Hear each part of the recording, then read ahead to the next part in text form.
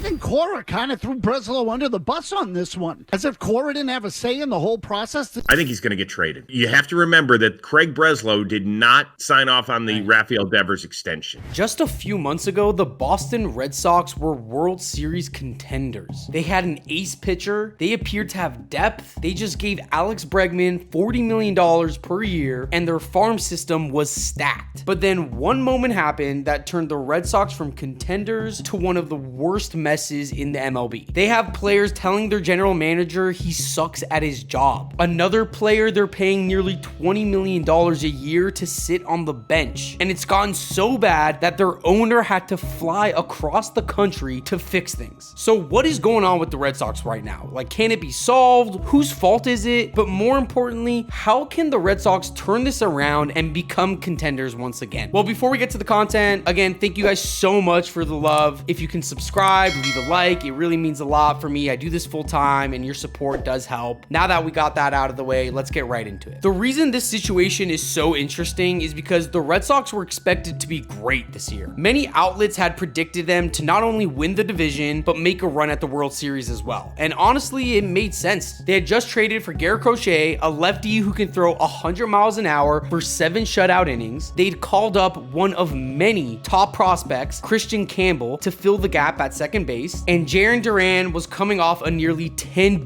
WAR season. Oh yeah, they also gave premier free agent Alex Bregman $40 million a year to play second base. So back in free agency, the Red Sox wanted to sign Alex Bregman in order to replace Rafael Devers at the hot corner. And it's easy to see why. Devers can hit bombs, but he's been one of the worst defensive third basemen in all of baseball since he was called up. But they didn't want to tell Devers. Basically, what happened was during free agency, they lied to Rafael Devers and told him that if they signed Bregman, he's going to go play second base. They did this because they didn't know for certain whether or not they were going to actually sign Bregman. And if he signed with the Tigers or another team, as previously predicted, they didn't want to risk upsetting the man with the largest contract in Red Sox history. But ultimately, they did sign Bregman, meaning they basically just lied to Rafael Devers about him playing third base. And when it was theorized he would become a full-time DH, he even said this. So are you saying if they ask you to DH, you won't do it?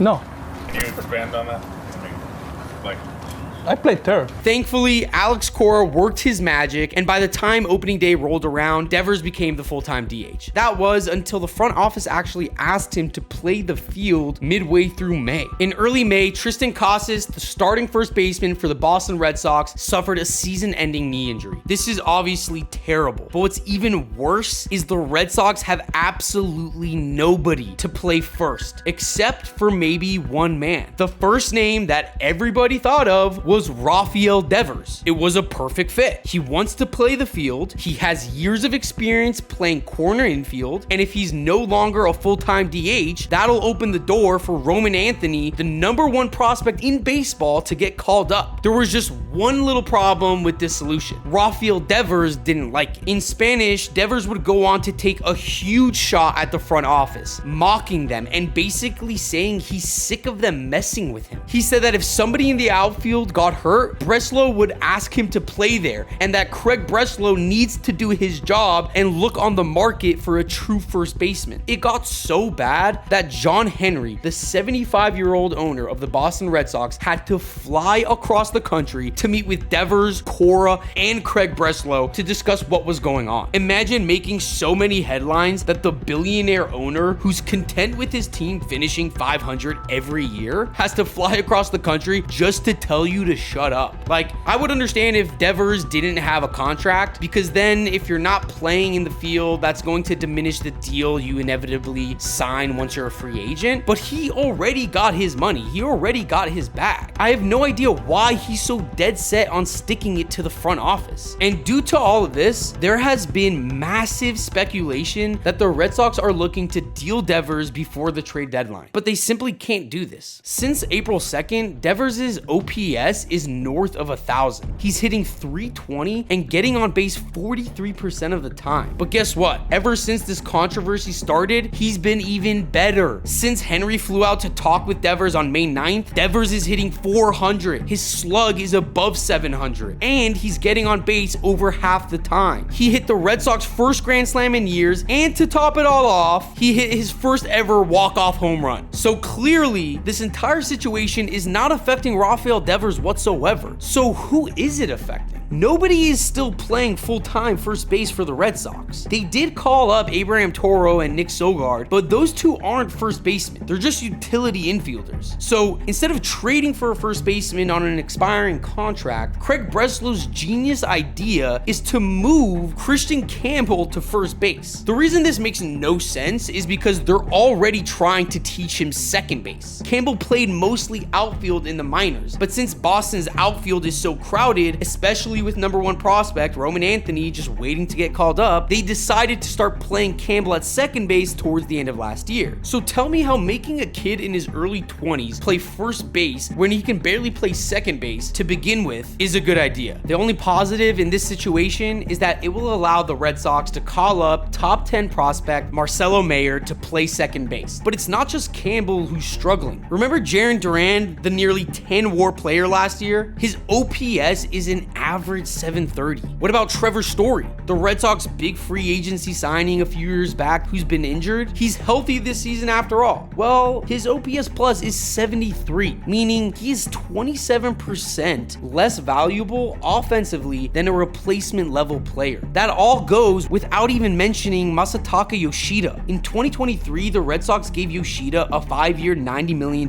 deal, but slowly they realized he wasn't a good outfielder. So in 2024, they moved him to DH. But now in 2025, they've completely phased him out just halfway through his deal. He can't DH anymore with Devers taking his spot, and he can't play the field since the Red Sox already have a good outfield, and that's left him without a position to play on this team. On the bright side though, Alex Bregman has been the best third baseman in baseball, and Wilyer Abreu has finally broken out. But another issue is the pitching. The Red Sox can't win games if their pitching staff is terrible. Aside from Garrett Crochet, who has been excellent this season, the Boston Red Sox rotation is not good, and that's being generous. Remember Tanner Houck? He was an all-star last year, threw a Maddox early in the season, and was striking out nearly 10 batters per game. Well, his ERA is 8 now. Lucas Giolito has been awful since coming back from injury. Brian Bello can't pitch into the 5th inning without allowing 3 runs or more. And oh my goodness, do not even get me started on Sean Newcomb. The only average starter they've had outside of all those guys is Walker Buehler. But even he's out here getting ejected less than 3 innings into his starts now. Funny enough, this is the same story for the bullpen. Outside of Aroldis Chapman, who is somehow tossing 104 at age 37, everybody is either mid or just flat out bad. Just Slayton was supposed to be the high leverage 7th and 8th inning arm, but his ERA is 4 because he's blown up in May. Justin Wilson loves letting inherited runners score. Greg Reisert literally let a Barstool employee get a hit off of him, and Garrett Whitlock can't figure out whether he should pitch 2 innings or let up 2 home runs. This Boston Red Sox team is so funny because it feels like players need to be in some sort of controversy in order to play well. Devers' beef with the front office, best DH in baseball. Alex Bregman stealing Devers' job, best third baseman in baseball. Aroldis Chapman is a bad person who's done extremely weird stuff in the past, one of the best closers in baseball. So I don't know how the Red Sox have done it, but somehow it gets worse from here. Remember Roman Anthony, the consensus #1 prospect in baseball? Some have even called him the left-handed Mike Trout. He's currently hitting over 320. His OPS is almost 1,000, and he's actually better at hitting lefties than he is righties. But guess what? He's not getting called up, and he might have to wait until September just to ride the bench. Why? Well, because the Red Sox under Craig Breslow have one of the most non-committal outfields in MLB. They haven't approached Wilyer Abreu about an extension, but he's been the best offensive outfielder by far, so he can't be benched. And Jarren Duran is the leadoff hitter who by all accounts is the leader of the clubhouse. As for Ceddanne Rafaela, well, he's one of, if not the best defensive center fielder in all of baseball. And he's under contract until 2032. Keep in mind, it's not like they can DH Anthony either, considering the fact that they're paying Rafael Devers the largest contract in Red Sox history to play the position. So good job, Craig Breslow. You single-handedly built a logjam in the outfield because you didn't want to make a commitment to Roman Anthony and move on from one of those 3 outfielders in the offseason. But there is some good news, I promise. I still do think the Red Sox team is good enough to make the playoffs and potentially challenge the Yankees for the division. That is if Aaron Judge cools off and comes down to earth. But there's just too much talent on this Red Sox team for them to be average. Bregman, Devers, Duran, Abreu, Crochet, Chapman, they have star after star, and the talent is just overwhelming. Plus, even the under-the-radar players are starting to produce. Carlos Narvaez was acquired in an offseason trade with the Yankees, mainly to add catching depth, but he's been the best defensive catcher in baseball since the beginning of the year. And keep in mind, he's doing all of that while having an OPS above 800. And in the month of May alone, he's hitting 400 with an OPS of 1100. Honestly, I think this entire situation is more smoke than fire. Devers has the largest contract in Red Sox history. He's the last surviving member of the 2018 World Series team, and he means too much to the city. They can't trade him. Craig Breslow has made some key trades in order to build a more competitive roster, and even managed to extend Crochet after he said he wasn't interested in an immediate extension. They can't fire him. Even the whole Roman Anthony, Marcelo Mayer situation isn't a big deal. There are logjams on every team in baseball. It just so happens these two are some of the most highly touted prospects in all of baseball. Basically, what I'm getting at is that these issues will play themselves out, and I do think the Red Sox will be a better team because of it. If the Red Sox can remain slightly above 500 until the All-Star break, it would be malpractice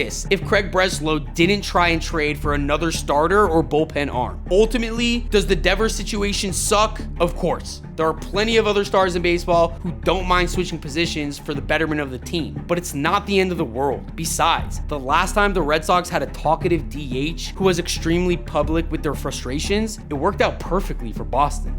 Bases loaded, 2 out.